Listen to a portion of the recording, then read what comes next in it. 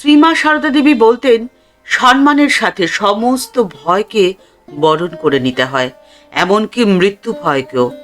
আর এই কাজ তো সেই করতে পারে যে জীবনের প্রকৃত সত্যকে উপলব্ধি করতে পেরেছে, আত্মকেন্দ্রিকতার উপরে যেতে পেরেছে।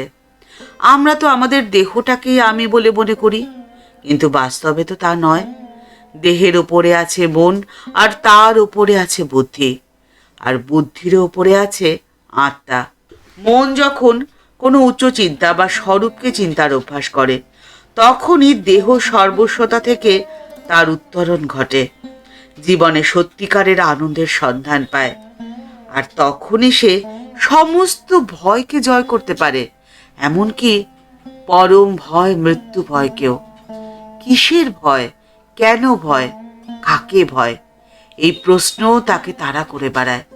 আর সমস্ত ভয়কে জয় করে সে আনন্দকে বরণ করে নেয়।